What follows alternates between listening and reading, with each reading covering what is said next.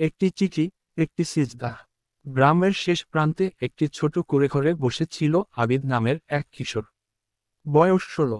এক সময় সে ছিল মা বাবার চোখের মণি। বাবা অনেক আগেই মারা গেছেন। মাই ছিলেন তার আশ্রয়। মা দিনে কাজ করতেন, রাতে কোরআন পড়তেন। ছেলেকে ভালো মানুষ বানানোর স্বপ্ন দেখতেন। ছোটবেলায় আবিদ মায়ের সঙ্গে নামাজ পড়ত, দোয়া মুখস্থ করত, রমজানের রোজা রাখত। কিন্তু সময়ের সঙ্গে সঙ্গে বদলে গেল আবিদ। কিশোর বয়সে প্রবেশ করতেই সে হারিয়ে গেল মোবাইল, গেম আর ইউটিউবের নেশায়। নামাজ, কুরআন, ভালো কাজ সবকিছু থেকে দূরে সরে গেল। মা বারবার বলতেন, আবিদ বাবা, নামাজ পড়িস। নামাজ মানুষকে অন্ধকার থেকে আলোয় নিয়ে যায়। আজ না হোক কাল, তুই বুঝবি। আবিদ বিরক্ত হয়ে বলতো, মা, এখন সময় নাই। এসব আমি পরে করব। মা চোখের পানি লুকিয়ে দোয়া করতেন, হে আল্লাহ, আমার ছেলেকে একদিন ফিরিয়ে আনো। কিন্তু সে ফিরে এলো না। বরং এক রাতে মা হারিয়ে গেলেন। হার্ট অ্যাটাকে মৃত্যু হলো তার। আবিদ তখন নিজের ঘরে হেডফোন কানে দিয়ে হাসছিল ইউটিউব দেখে। মা ডাকতে পারেননি, তিনি চিরতরে চলে গেলেন। পরদিন সকালে নিথর দেহ দেখে আবিদের চোখে অল্প কিছু পানি এসেছিল। তারপর কবর, দোয়া, দাফন সবই শেষ হয়ে গেল। এরপর কেটে যায় 1 বছর।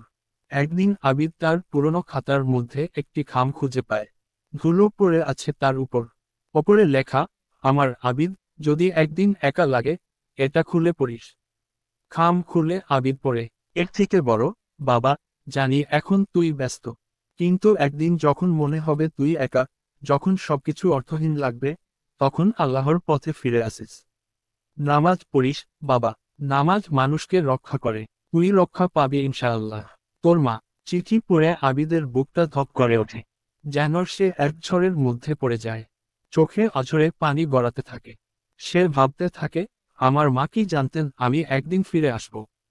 মা কি জানতেন আমি একদিন একা হয়ে যাব? সে উঠে দাঁড়ায়, ধীরে ধীরে পা ফেলে বেরিয়ে যায়। সন্ধ্যার আজানের ধ্বনি ভেসে আসছে দূরের মসজিদ থেকে। বহুদিন সেই আজান শুধু কানে বাজত, আজ মনে হচ্ছে ডাকছে তাকে। মসজিদের দরজায় দাঁড়িয়ে সে দ্বিধায় পড়ে। ভিতরে ইমাম সাহেব তাকিয়ে বলেন, আবিদ। অনেকদিন পর। আবিদ মাথা নিচু করে শুধু বলে, আমি ফিরে আসতে চাই, হুজুর। ইমাম সাহেব বলেন, আসো। আল্লাহর দরজা কখনো বন্ধ হয় না। আবিদ দাঁড়ায় নামাজে। প্রথম রাকাতে তার চোখে অঝোর কান্না। সিজদায় গিয়ে বলে, হে আল্লাহ, আমি দেরি করেছি, কিন্তু এখন ফিরেছি। আমায় ক্ষমা করে দিন। সেই সিজদা ছিল তার জীবনের সবচেয়ে পবিত্র মুহূর্ত। মনে হচ্ছিল, মা যেন দূর থেকে হাসছেন।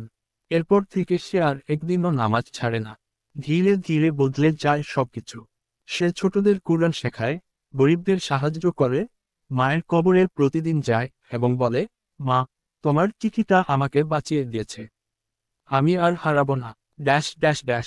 শেষ কথা। একটি চোখের পানি, একটি চিঠি, একটি সিজদা মানুষের জীবনকে বদলে দিতে পারে। যদি সত্যিকার হৃদয় দিয়ে ফিরে আসা যায়, আল্লাহ কখনো ফিরিয়ে দেন না।